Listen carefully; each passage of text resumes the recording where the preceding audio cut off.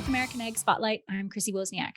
My guest today is the Chief Counsel of Government Affairs at National Cattlemen's Beef Association.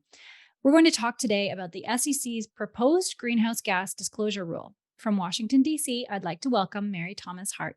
Welcome, and thank you so much for being here today. Thanks for having me on, Chrissy. So first of all, tell me a bit about your background and your role with NCBA. Certainly. So I've been with NCBA for about 5 years in different council roles. So I've been NCBA's environmental counsel and now work as our chief counsel. That's great. And do you come from a farming background? I do actually grew up on a small operation in North Florida. So DC is a Oh, big wow. change from growing up in rural America, but I love my job and love the work that I get to do every day. I bet. That's great. So the SEC's greenhouse gas disclosure rule, it was proposed earlier this year. Last week, you made the statement the rule would require data that simply doesn't exist on the farm or ranch level and increases the regulatory burden on individual cattle producers. So can you explain this proposed rule and its implication to farmers? Of course. So, I think we've seen an administration wide push from the Biden presidency kind of incorporate climate policy into the changes and rules that all agencies are working on and kind of pushing through.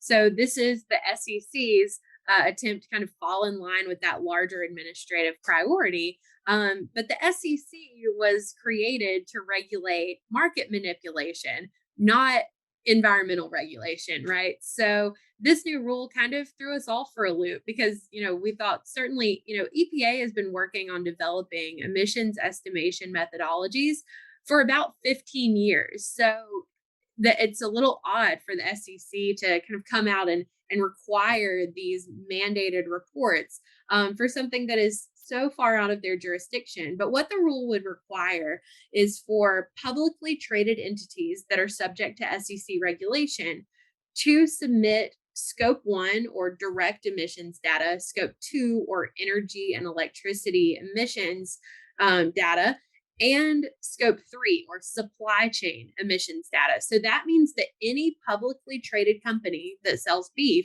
would be required to submit data from emissions from their beef supply chain. NCBA has policy that directly opposes the mandated reporting of greenhouse gas emissions to the federal government. So even though it's through these publicly traded companies, we still have a lot of concern. Yeah, for sure. And on September 15th, Chair of the U.S. Securities and Exchange Commission, Gary Gensler, said in his testimony before the committee, he said, quote, first, markets work best when they're efficient. That efficiency is achieved through the tools of transparency and competition. We have projects designed to drive greater efficiency in the treasury markets, the equity markets, and private funds. But from what I understand, this proposed rule is far from efficiency when it comes to the beef industry, for sure. So what are your thoughts on that? That's a great question. I'm really glad that you kind of plugged that statement from the chair because I think, we were all kind of confused when we heard him say that.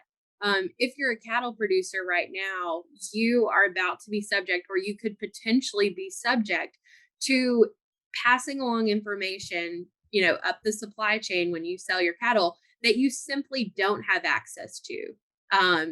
Currently, there is no accurate methodology for an individual farm or ranch to accurately calculate its emissions, right? Based on its acreage, based on its precipitation, based on the number of cattle. There are so many factors, and we know that there is no like one size fits all calculation for this data that the SEC is proposing to require.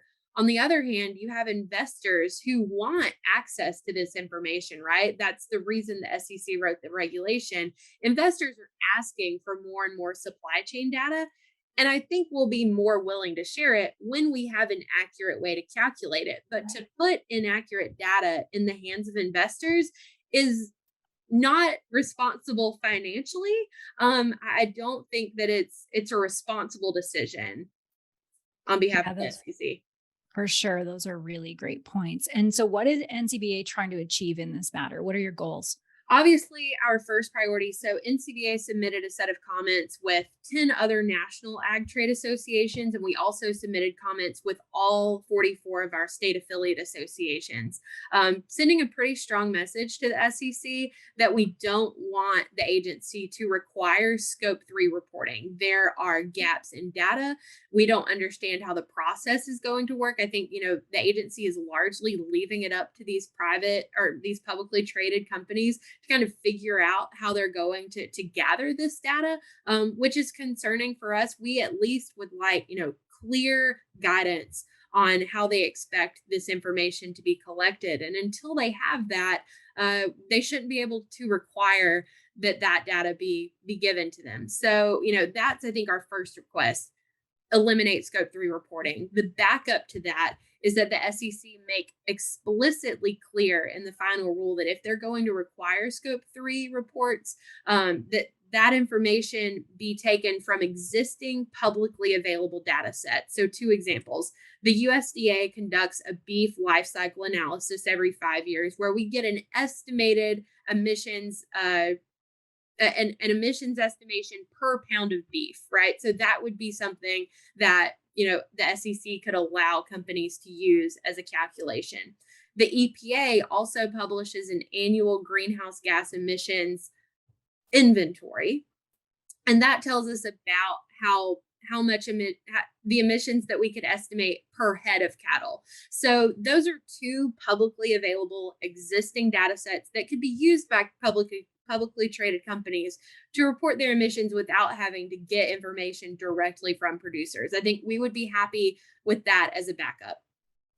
Yeah, that makes sense to use, nothing like putting the cart before the horse when some of these things, right? Like, we're going to report on data, but we don't have the data yet. So those would be some good examples. Thank you for sharing those. And individual cattle producers, they've sent over 7,400 emails to the SEC and members of Congress expressing their concern over it. What else can be done? Should they still be emailing, still be writing, still be calling? This has certainly gotten the attention of Congress. So, I would recommend to producers, if this is something that you're concerned about, let your congressmen and senators know, because I think, it is gaining momentum in the House of Representatives, in the Senate. More and more members of Congress are aware of this, are concerned specifically about the impacts to farmers and ranchers. So keeping that momentum up, keeping that drumbeat is going to be really important. In the banking hearing that you mentioned with Chair Gensler last week, we saw concern on both the Democratic and Republican sides of the committee, specifically related to impacts on farmers and ranchers. Yeah, that's good. And to me, a lot of these regulations, they seem like they're a way for big corporations to kind of pass the buck. Their CEOs can still fly around in their jets and have their big houses, but they're putting pressure on those that are further down the chain, the ones that are closest to the land, in an effort to offset and account for their profitability and whims. Do you think that's an accurate assessment? So I think that may be a part of the conversation. We also watch, very small group of investors who are really only interested in putting their money into environmentally sustainable corporations. And that's really the group that's asking for this information. Okay. And we appreciate their interest. We appreciate their desire to invest in sustainable entities. We think that, investment in companies that sell U.S. beef and North American beef is an excellent sustainable investment. We have proven year over year that U.S. beef production is sustainable than beef production in almost any other country in the world. So we work really hard to maintain that. And we think that investors should be able to follow the data and confidently be able to invest in companies that sell U.S. beef. Right. Yeah. And inviting farmers to the table for this conversation is a super important part, right? It is. It's always important, whether we're talking about the SEC or the EPA or the USDA. anytime the administration is going through a rulemaking, having farmers and ranchers at the table is so important, not only because, of the direct impacts to farmers and ranchers, but in this case, I think the SEC didn't even think about the potential impacts to farms and ranches when it proposed the rule. It didn't take the time to engage with the agricultural industry. If it had had one conversation with farmers and ranchers, with the associations that represent farmers and ranchers, I think, they would have seen this coming. But really, they were kind of caught off guard when the rule was proposed, and the ag industry kind of got pretty upset. So I think it's an important lesson learned for this administration. Right. That makes sense. And switching gears a little bit, in the past, you've covered the Waters of the United States Act. Can you give me an update of where we stand with that today? I know that's something NCBA definitely cares about.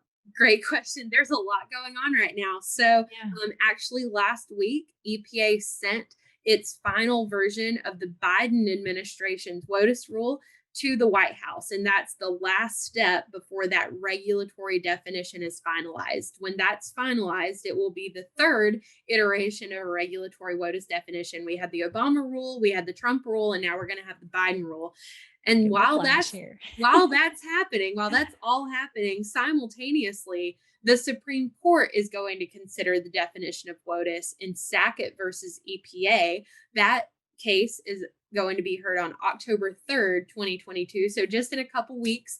And we continue to ask EPA to push pause on its rulemaking until we hear from the Supreme Court. But the EPA seems determined to get a rule published, get a rule finalized. So we could certainly be in a space where we have competing definitions of WOTUS, and the agencies are again required to go back and update that definition after the Supreme Court issues its opinion. So it's going to be a busy year in the world of WOTUS.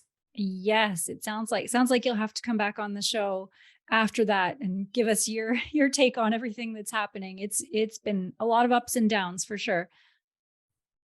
Yes, Yeah. happy to come back and talk about WOTUS.